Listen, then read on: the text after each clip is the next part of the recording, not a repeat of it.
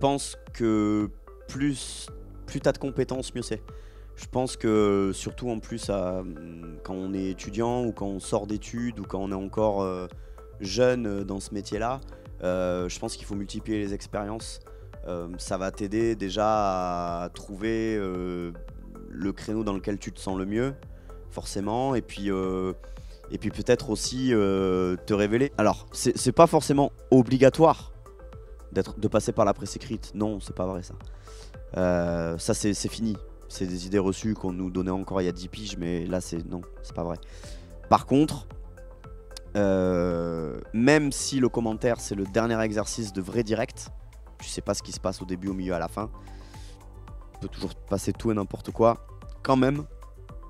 Alors c'est pas vraiment de l'écriture, mais si tu dois bifurquer, je pense par exemple à la radio, ouais, faut quand même maîtriser un petit peu l'écriture parlée, tu vois.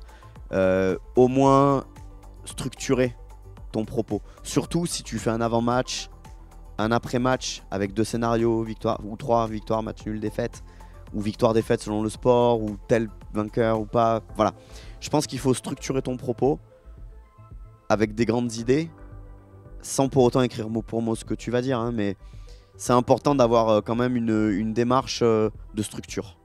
Et ça, la presse écrite, elle va pas forcément te le donner, mais elle va te permettre d'avoir cet état d'esprit de structurer ce que tu vas dire pour éviter que ça parte dans tous les sens en fait. Pas pour le commentaire pur et dur, mais avant et après. Tu vois. Après, si, pour le commentaire, comme je sais plus qui l'a dit tout à l'heure, mais vous racontez une histoire.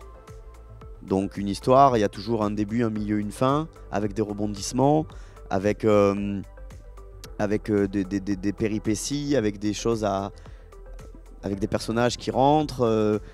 Voilà, donc tout ça, il faut en avoir conscience. Et dans ta structure, dans ta tête, il faut que tu sois prêt à y faire face.